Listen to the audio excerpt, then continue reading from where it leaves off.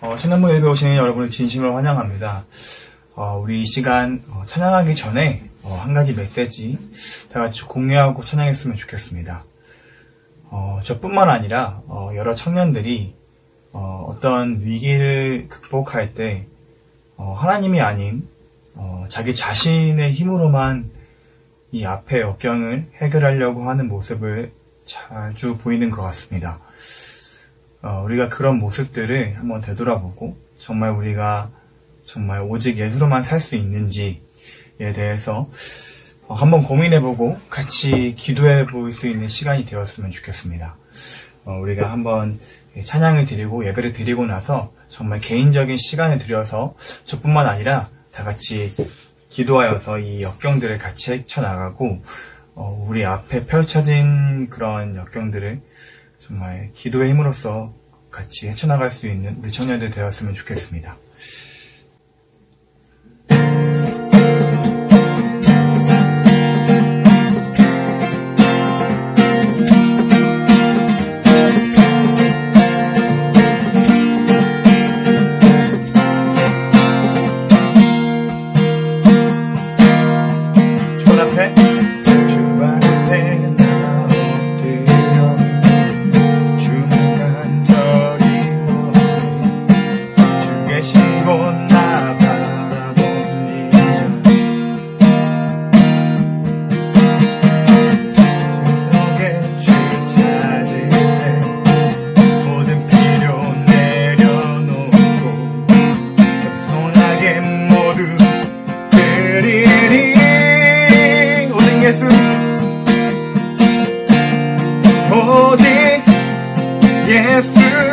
주님만이 나의 삶의 이유 오직 예수 주님만이 나의 삶의 이유 주말 앞에 나 엎드려 주만 간절히 주 계신 곳 나 바라봅니다 근심 속에 주 찾을 때 모든 필요 내려놓고 겸손하게 모두 드리리 오직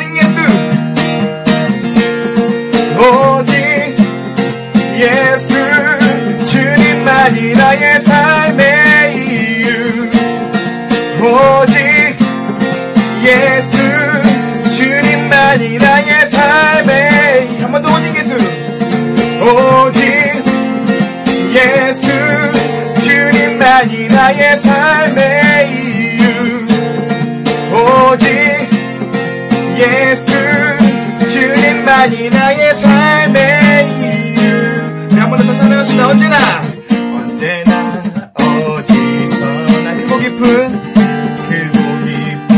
은혜로 주님 항상 내 안에 계시네 변함없으신 주님 어제 오늘 영원히 한결같이 함께 하시네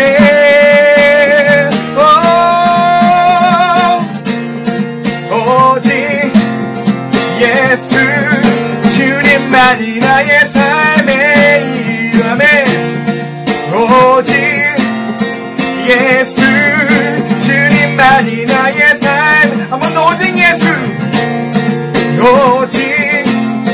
예수 주님만이 나의 삶의 이유 오직 예수 주님만이 나의 삶의 이유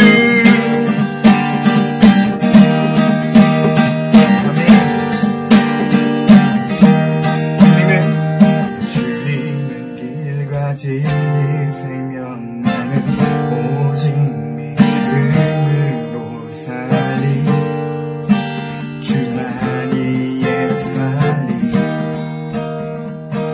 주님은 길과 진리 생명 나는 오직 믿음으로 살리 예살리 주만이 예살리 주님은 길과 진리 생명 나는 오직 믿음으로 살리 주만이 예살리 주님은 길과 진리 생명 나는 오직 믿음으로 살리 주만이 예살리 우리 마지막으로 주님은 길과 진리 주님은 길과 진리 생명 나는 오직 믿음으로 살리 주만이 예살리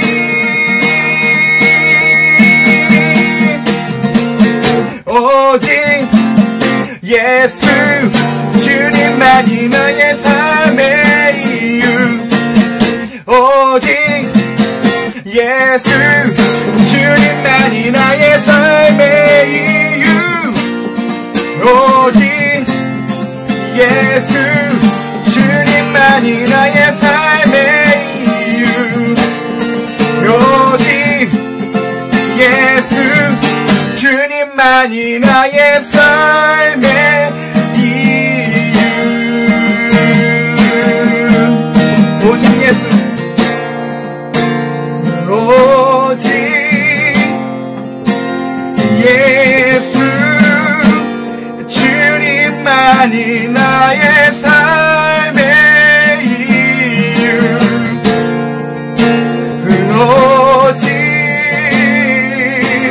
예수 주님만이 나의 삶의 오직 예수 오직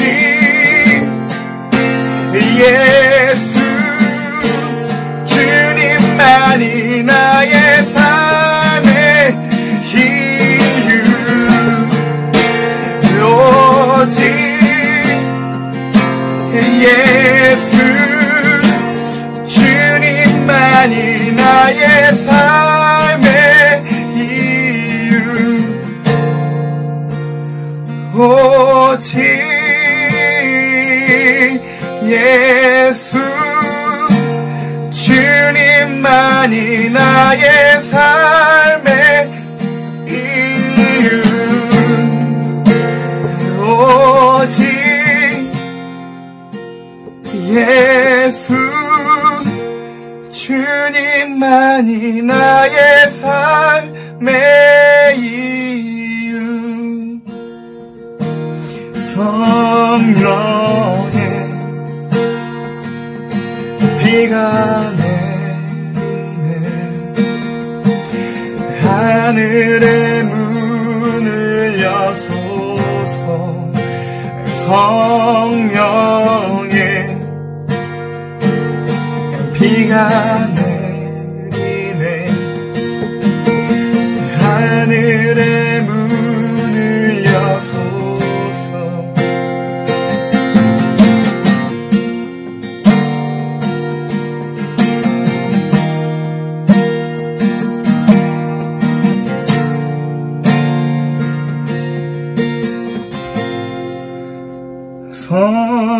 성령의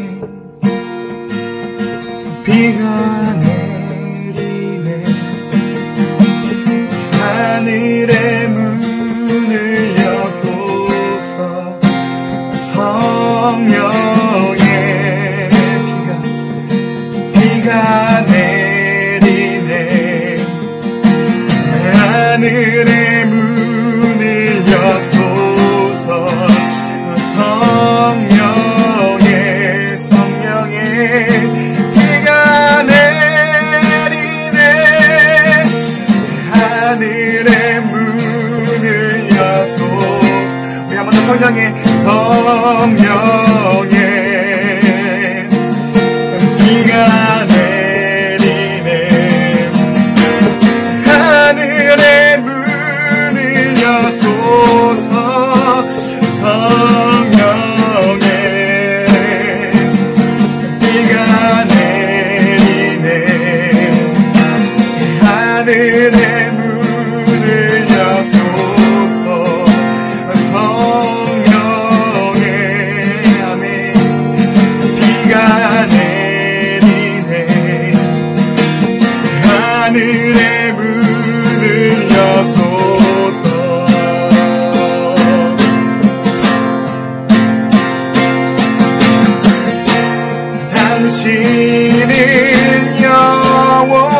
영원하신 주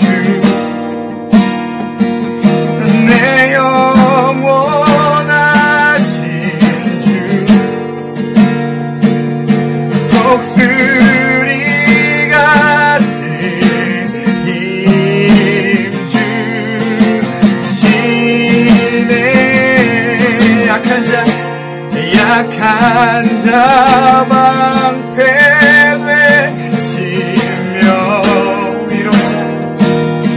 위로자 되신 주 지치지 않으시는 주님 한번 더 당신은 영원하신 주 내 영원하신 주 지치지 않으시는 주님 약한 자 방패 되시며 위로자 되신 주 독수리 같은 힘 주시네 그 시간 기도하기 원합니다. 하나님 아버지 우리가 정말 우리의 힘으로 아닌 주님의 힘으로 살기 원합니다. 그러기 위해서 우리가 정말 한 발자국씩 한 발자국씩 주님 앞으로 나아가기 원합니다. 일단 주님께 기도하게 해주시옵시고 하나님 주님의 말씀으로 다시 태어날 수 있는 우리가 되게 해주시옵소서. 아니 우리의 모습들이 그런 모습들이 아니었던 것을 고백합니다. 우리 시간 회개하며 주님 앞으로 돌아갈 수 있도록 주님께서 허락하여 주시옵소서.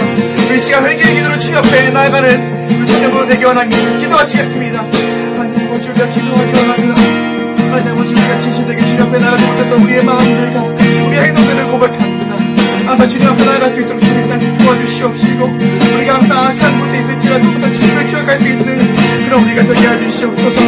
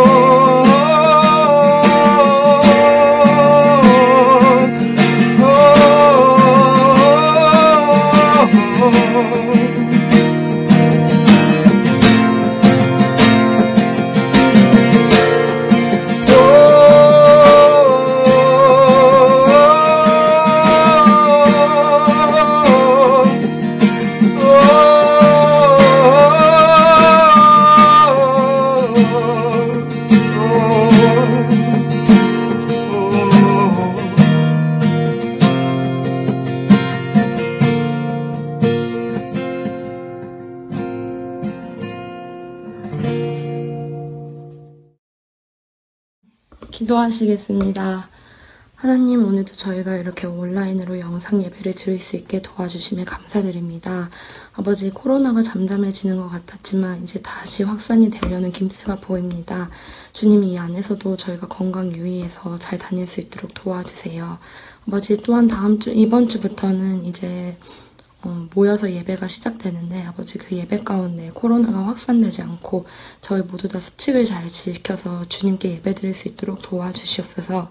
아버지, 이렇게 힘든 시간 동안 저희가 코로나를 핑계로 주님을 멀리하지 않도록 도와주시고, 아버지, 이때일수록 성경을 더 잘 읽고 기도를 열심히 하면서 자신의 신앙을 지켜나갈 수 있도록 도와주세요.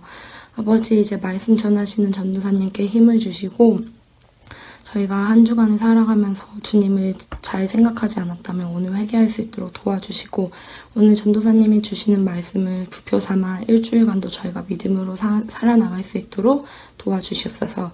오늘도 주님, 이 예배 주님께 맡겨드리며 감사드리며 예수님의 이름으로 기도드렸습니다. 아멘. 성경 공독하시겠습니다. 에레미야서 31장 31절부터 34절까지 말씀입니다. 여호와의 말씀이니라. 보라, 날이 이르리니 내가 이스라엘 집과 유다 집에 새 언약을 맺으리라. 이 언약은 내가 그들의 조상들의 손을 잡고 애굽 땅에서 인도하여 내던 날에 맺은 것과 같지 아니한 것은 내가 그들의 남편이 되었어도 그들이 내 언약을 깨뜨렸음이라. 여호와의 말씀이니라. 그러나 그날 후에 내가 이스라엘 집과 맺은 언약은 이러하니 곧 내가 나의 법을 그들의 속에 두며 그들의 마음에 기록하여 나는 그들의 하나님이 되고 그들은 내 백성이 될 것이라. 여호와의 말씀이니라. 그들이 다시는 각기 이웃과 형제를 가르쳐 이르기를 너는 여호와를 알라 하지 아니하리니 이는 작은 자로부터 큰 자까지 다 나를 알기 때문이니라. 내가 그들의 악행을 사하고 다시는 그 죄를 기억하지 아니하리니라. 여호와의 말씀이니라. 아멘. 임창원 전도사님의 설교 말씀 읽겠습니다. 네, 지금 설교 녹화는 이제 토요일에 하고 있는데요. 이 온라인 예배가 송출되고 있는 이제 주일 오후에는 이미 청년 여럿이서 서로 교회에서 예배하기 위해 만난 후일 겁니다. 교회로 우리가 모이지 않았었던 지난 시간 동안 제법 많은 청년들을 따로 보기는 했어요. 하지만 예배를 위해서 모이고 또 얼굴을 본다는 것은 정말 특별히 기대가 됩니다. 앞으로 우리 청년부도 최대한 빠른 시일 내에 청년 예배로 모이고 목장 모임으로 모여서 서로 교제하고 격려하고 신앙에 도전이 되는 그런 공동체가 되기를 바랍니다. 갑자기 이태원 클럽 집단 감염이라는 우려스러운 상황도 발생했지만 잘 극복할 것으로 우리나라 의료진들과 또 우리 국민들을 믿습니다. 또 앞으로의 일정을 오늘 청년 리더들이 모여서 논의할 예정이라 지금 특별한 광고는 없습니다. 결정되는 대로 카톡방으로 카톡방을 통해서 여러분에게 알려드리도록 하겠습니다. 오늘은 예레미야의 두 번째 시간입니다. 예레미야는요, 대단히 국제 정세적으로 혼란한 시대에 활동했어요. 북쪽에는 아시리아라는 대제국과 이 남유다의 남쪽으로는 이집트라는 역시 만만치 않은 대국이 세계의 패권을 두고 경쟁하던 시기였거든요. 요즘이야 세계의 패권을 두고 미국, 중국, 러시아 이런 나라들이 싸우고 있지만 대결하고 있지만 옛날에는 중동, 메소포타미아 문명 지역이 세계의 중심이다 보니까 거기서 이제 대결이 경쟁이 격화되고 있었어요. 이런 점을 보면요, 이 이스라엘 역사가 참 우리랑 많이 닮았어요. 매번 이런 이야기들을 아마 다른 목회자들한테도 들을 텐데 우리나라가 남북으로 나뉘어진 점이라든가 때로는 남북이 힘을 합치기도 하는데 기본적으로는 서로 적대하고 있는 점, 무엇보다 남쪽이나 북쪽이나 국가의 명운이 주변 강대국의 힘의 논리에 의해서 좌지우지 되었다는 것. 현재도 우리나라가 미국과 중국이라는 강대국 사이에서 외교를 하기는 하지만 쉽지가 않죠. 서로 자기네 편으로 삼으려고 하는 게 눈에 보여요. 그런데 또 자기 이익을 극대화하기 위한 압박도 서슴지 않아요. 그런 이율배반적인 모습을 거리낌 없이 보여줘요. 이런 강대국 사이에서 작은 나라가 살아남으려면요, 외교를 잘해야 돼요. 근데 무엇이 잘하는 거냐? 정답이 없어요. 그들은 절대로 손해를 보려고 하지 않을 테니까요. 그렇다 보니까 이 작은 나라 안에서, 당사자인 작은 나라 안에서 특히 정치인들 안에서는요, 늘 투쟁이 벌어져요. 우리나라 이야기하는 거 같죠? 아니요, 지금 여기 남유다 이야기하는 거예요. 우리가 친미냐 친중이냐 이런 거 갖고 싸우는데, 이 당시에는 친아시리아냐 친이집트냐를 두고 왕궁 정치인들이 대단히 많이 싸웠어요. 사실 오늘날 미국과 중국의 대결은 이 경제 패권의 성향이 강하지만, 이 당시 아시리아와 이집트의 대결은요, 말 그대로 죽고 사는 전쟁이었어요. 남유다는 바람 앞에 등불과 같은 그 일촉즉발의 상황에 처해 있는 거예요. 조금만 잘못하면요, 요즘이야 경제적으로 힘들어지고 그런 상황이 되겠지만, 이때는 나라가 멸망하는 겁니다. 목숨이 왔다 갔다 하는 거예요. 그러니 온 나라, 이 남유다의 온 나라의 사람들은요, 이 아시리아와 이집트의 대결에 모든 촉각을 곤두세우고 있어요. 이 두 세력의 대결이 곧 남유다의 운명과 직결되기 때문에 그렇죠. 이 시대의 가장 큰 위협이자 이슈였어요. 그런데 예레미야에게는요, 이 아시리아와 이집트의 대결보다 더 중요한 것이 눈에 보였던 거예요. 그건 바로 남유다 백성 안에 있는 죄라는 거죠. 오늘 읽은 본문은 31장의 한 부분이지만 좀 더 깊은 이해를 위해서는 17장을 먼저 봐야 합니다. 제가 읽을 건데요, 세 번역으로 읽겠습니다.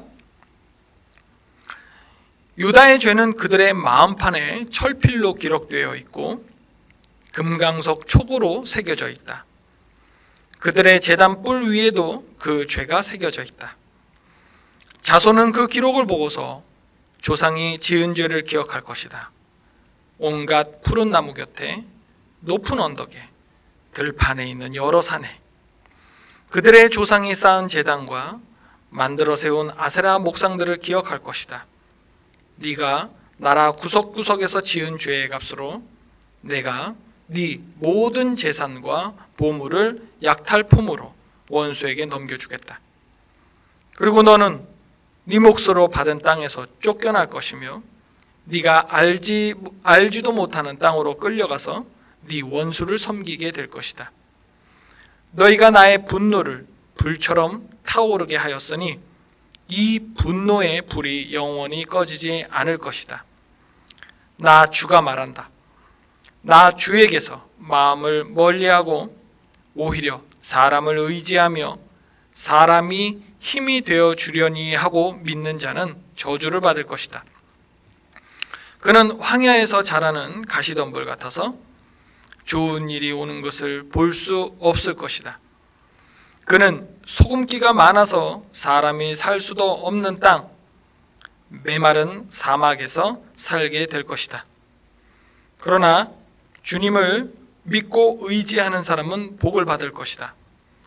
그는 물가에 심은 나무와 같아서 뿌리를 개울가로 뻗으니 잎이 언제나 푸르므로 무더위가 닥쳐와도 걱정이 없고 가뭄이 심해도 걱정이 없다. 그 나무는 언제나 열매를 맺는다. 만물보다 더 거짓되고 아주 썩은 것은 사람의 마음이니 누가 그 속을 알 수 있습니까?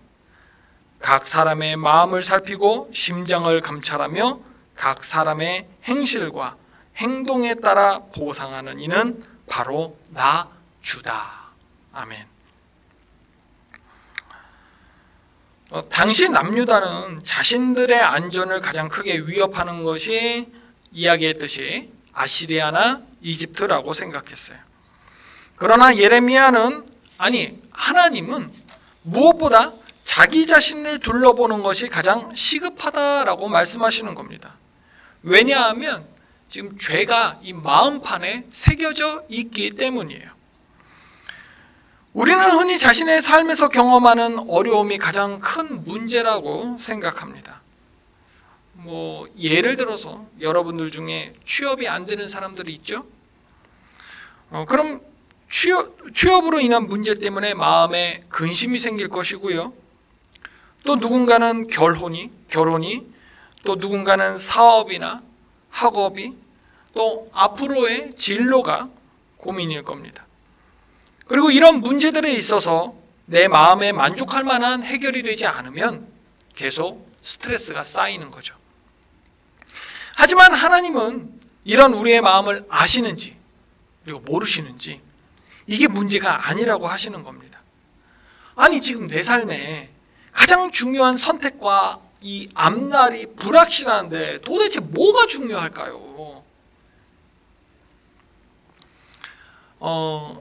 그 죄라는 단어를 쓸 때 가장 많이 쓰는 단어가 구약에서는 하타라고 하고요. 신약에서는 하마르티아라고 해요. 구약과 신약에서 쓰인 이 죄라는 단어의 뜻이 정말 신기하게도 동일한데요. 바로 빗나가다예요. 목적이 빗나가면 죄라는 겁니다. 우리 삶의 목적이 뭔가요? 하나님을 영화롭게 하기 위해 하나님의 형상으로 창조된 거예요. 그런데 그 목적에서 빗나간 삶을 사는 거예요. 하나님을 영화롭게 하기 위해선 하나님을 보면서 살아야 되는데 지금 남유다는 아시리아와 이집트를 보는 거죠. 왜요? 그게 내 눈에 거대하게 보이니까. 오늘날 우리도 마찬가지입니다. 취업이나 결혼이나 사업이나 학업이나 그 외 여러 가지 미래 때문에 근심하고 걱정한다는 것은 지금 하나님을 보고 있지 않다는 증거죠.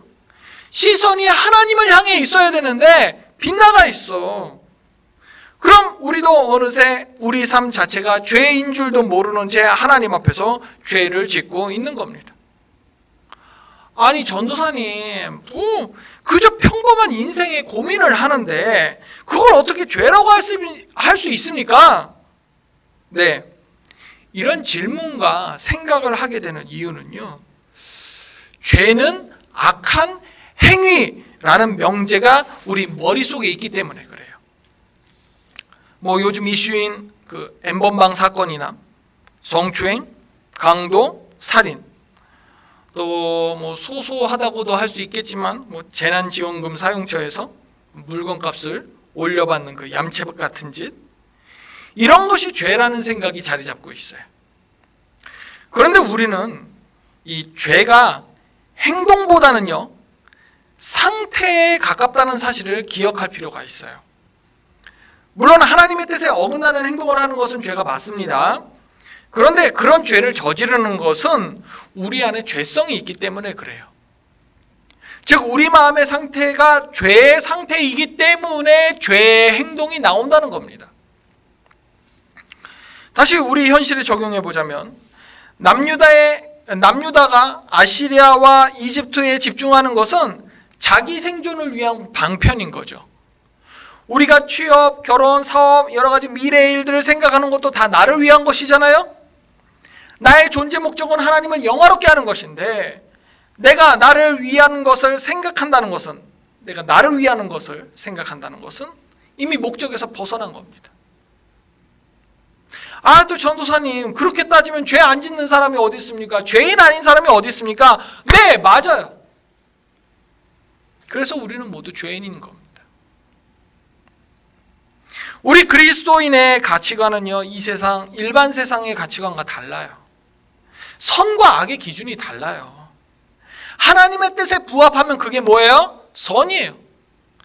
하나님의 뜻에 맞지 않으면 그것이 설사 이 세상 모든 사람들이 브라보 하면서 박수치는 일이라 해도 그건 악이에요. 혹 제가 이렇게 여러분한테 설명한다고 해서 여러분들 중에 죄를 가볍게 여기거나 현실과 동떨어진 개념, 기독교의 죄는 우리의 현실과는 좀 달라 라고 하면서 이해하지 않기를 원합니다.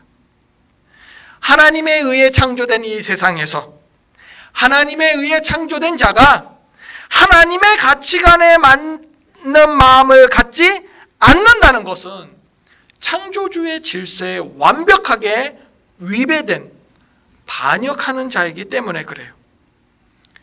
반역자의 끝은 가장 최악인 멸망밖에 없지 않습니까? 많은 사람들이요, 자신의 삶이 만족스럽게 이루어지지 않는 경우를 가장 싫어하고 인생의 실패로 여겨요. 그러나 하나님을 아는 백성은요, 나의 만족과 유익을 위한 삶은 최우선순위가 아니라는 것을 입술의 고백으로만 할 것이 아니라 자신의 삶으로 나타내야 해요. 자신의 결혼과 취업과 사업을 위해서 기도해야겠지만 그보다 먼저 하나님, 제가 무엇을 하길 원하십니까?를 기도로 묻는 것, 그것이 그리스도인이 가져야 할 결코 쉽지 않은, 아니 매우 힘겨운 삶의 자세입니다. 당시 사람들이 예레미야의 메시지를 거부했던 이유는 아마도 그들이 듣고 싶었던 말을 전하지 않았기 때문이겠죠. 사람들은 예레미야가 하나님은 우리 남유다를 보호하실 것입니다. 우리 남유다는 안전할 뿐만 아니라 앞으로 계속 번영할 것입니다. 모든 나라가 우리 남유다를 향해 굽히며 나아올 것입니다. 이런 메시지를 전하기를 원했던 거죠. 실제로 그런 메시지를 전한 거짓 선지자가 있었다고 아마 지지난주에 한번 말씀드렸을 겁니다. 우리라고 다르지 않아요. 칭찬, 격려, 위로 등의 좋은 말만 듣고 싶은 거죠. 또 사업도 잘 되고 좋은 사람 만나서 행복한 가정도 꾸리고 싶고 남부럽지 않은 지위와 지식도 갖기를 원하죠. 그래서 신앙의 초점도 거기에 있어요. 내 기도의 제목이 주로 내가 얼마나 무엇을 누릴 수 있는가에 집중되어 있는 거죠. 자기 마음의 죄성을 근본적으로 깨닫지 못하기 때문에 내가 얼마나 누릴까를 고민하는 거예요. 안다고는 해요. 안다고는 해요. 하지만 삶에서 나타나지 않는 삶이, 않는 그 알미예요. 헛똑똑이가 되는 거죠. 자기 마음의 죄성을 깨닫고 자기 죄의 심각성을 인정하는 사람이라면요, 기도의 초점과 신앙의 태도가 바뀔 수밖에 없어요. 하나님, 비록 지금까지 취업하지 못했음에도 잘 살아올 수 있도록 도와주셔서 감사합니다. 비록 지금 부모님의 눈칫밥을 먹고 있고 친구들이 속상한 그 빈정거림도 내가 듣기는 했지만 취업하지 못하면 죽을 것 같았는데 결국 죽지는 않네요, 주님. 하나님은 제가 무엇을 하기를 바라시나요? 취업을 준비하는 이 시간에 제가 해야 할 것이 있나요? 취업뿐만 아니에요. 다른 것들도 다 마찬가지예요. 하나님을 인정하고 내가 하나님 덕분에 지금까지 살아올 수 있음을 감사하는 사람만 앞으로 하나님을 향해 더 나아갈 수 있는 겁니다. 이렇게 마음이 변한 사람들에게 하나님은 오늘의 본문에 적혀있는 내용을 이야기해 주시는 겁니다. 형규 형제가 읽었었던 거를 우리 세 번역으로 다시 한번 읽어볼까요? 그때가 오면 내가 이스라엘 가문과 유다 가문에 새 언약을 세우겠다. 나 주의 말이다. 이것은 내가 그들의 조상의 손을 붙잡고 이집트 땅에서 데리고 나오던 때에 세운 언약과는 다른 것이다. 내가 그들의 남편이 되었어도 그들은 나의 언약을 깨뜨려 버렸다. 나 주의 말이다. 그러나 그 시절이 지난 뒤에 내가 이스라엘 가문과 언약을 세울 것이니 나는 나의 율법을 그들의 가슴 속에 넣어주며 그들의 마음판에 새겨 기록하여 나는 그들의 하나님이 되고 그들은 나의 백성이 될 것이다. 나 주의 말이다. 그때에는 이웃이나 동포끼리 서로 너는 주님을 알아라 하지 않을 것이니 이것은 작은 사람들로부터 큰 사람에 이르기까지 그들이 모두 나를 알 것이기 때문이다.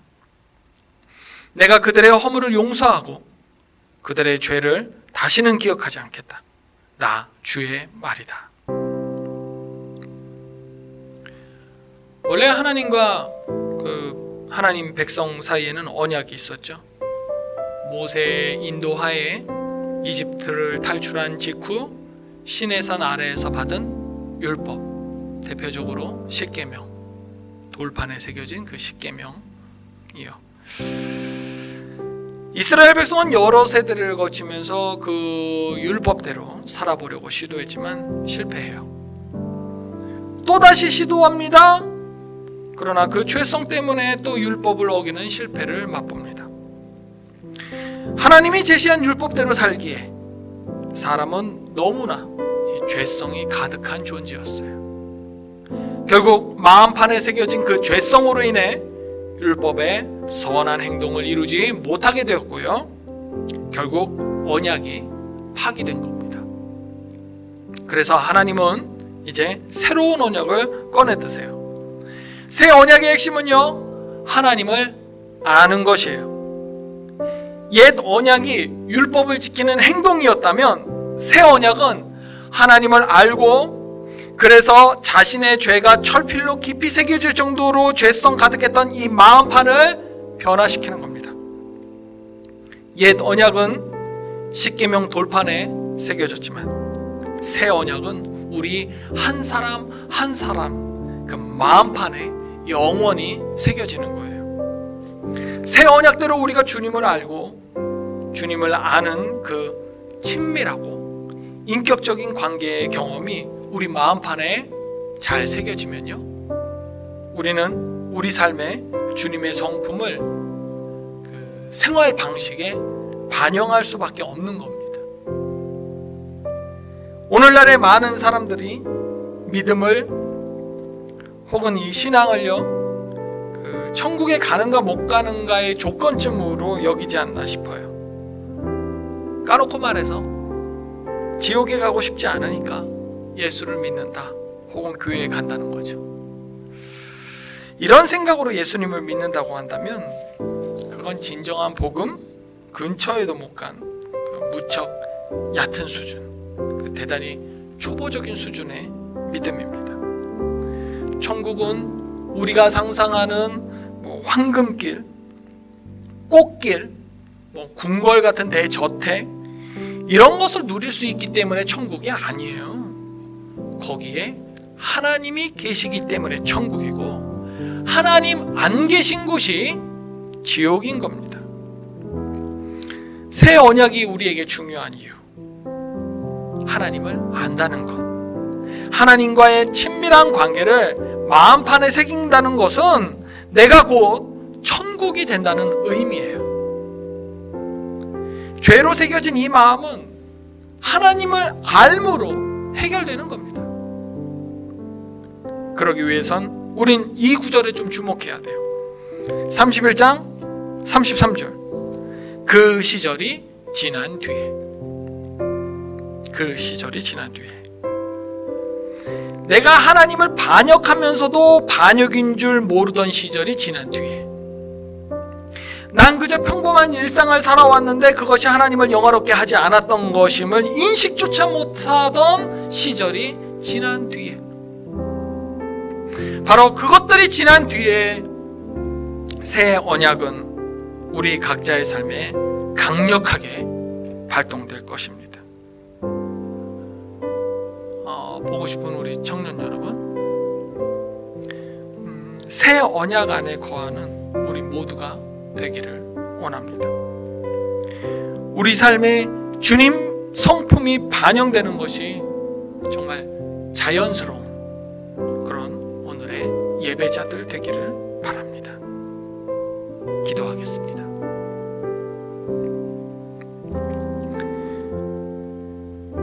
선하신 하나님 아버지,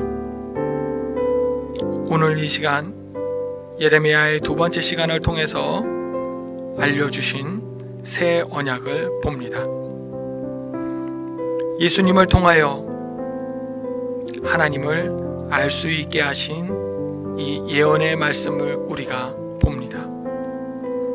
하나님, 예수님 그 성품이 우리 삶에 새겨질 수 있도록 도와주시고 그 성품이 내 삶에 반영되어 내가 어디로 가든지 예수 그리스도의 향기를 뿜어낼 수 있는 자 되게 하여 주시옵소서. 입술의 고백은 화려한데 삶의 행동은 시궁창 같은 인생 보여드리지 않기를 원합니다.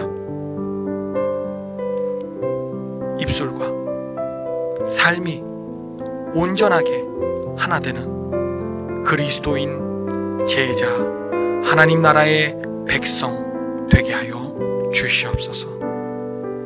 오늘 진심으로 예배하고 고백하고 깨닫는 은혜를 부어주신 우리 청년들 안에 큰 결단이 있기를 소원하며 그 결단으로 인하여 우리 청년들이 주님을 영화롭게 할 수 있는 그런 놀라운 변화가 있기를 축복하오며 예수 그리스도의 이름으로 기도합니다. 아멘.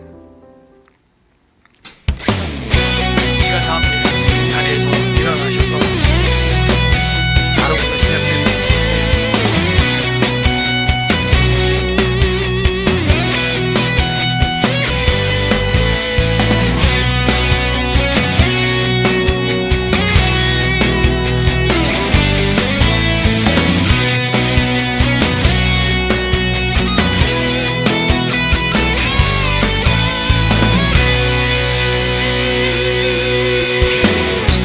높은 하늘 위로 밝은 태양 떠오르듯이 주저앉지 않으리. 어떤 어려움에도 주의 길을 선택하리. 이 가운데로 걸으리. 주님을 크게 보는 믿음 가지고 세상에 나타내리라. 놀라운 주의 사랑을. 주의 꿈을 안고 일어나리라. 선한 능력으로 일어나리라.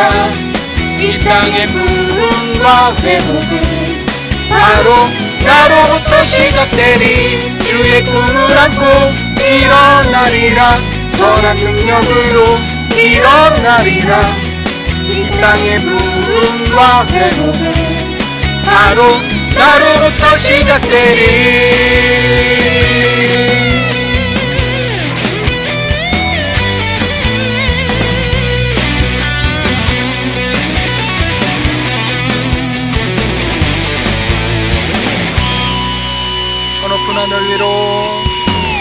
저 높은 하늘 위로 밝은 태양 떠오르듯이 나 주저앉지 않으리. 어떤 어려움에도 주의 길을 선택하리. 이 가운데로 걸으리. 주님을 크게 보는 믿음 가지고 세상에 나타내리라. 놀라운 주의 사랑을. 주의 꿈을 안고 일어나리라. 선한 능력으로 일어나리라. 이 땅의 부흥과 회복은 바로 나로부터 시작되리. 주의 꿈을 안고 일어나리라. 선한 능력으로 일어나리라. 이 땅의 부흥과 회복은 바로 나로부터 시작되리. 주의 꿈을 안고 일어나리라. 선한 능력으로 일어나리라. 이 땅의 부흥과 회복은 바로 나로부터 시작되리. 주의 꿈을 안고 일어나리라. 선한 능력으로 일어나리라. 이 땅의 부흥과 회복은 바로 나로부터 시작되리.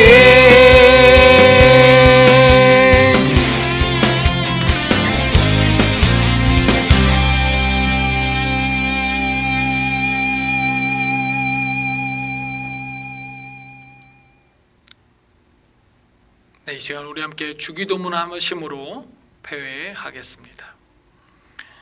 하늘에 계신 우리 아버지, 아버지의 이름을 거룩하게 하시며 아버지의 나라가 오게 하시며 아버지의 뜻이 하늘에서와 같이 땅에서도 이루어지게 하소서. 오늘 우리에게 일용할 양식을 주시고 우리가 우리에게 잘못한 사람을 용서하여 준 것 같이 우리 죄를 용서하여 주시고 우리를 시험에 빠지지 않게 하시고 악에서 구하소서. 나라와 권능과 영광이 영원히 아버지의 것입니다. 아멘.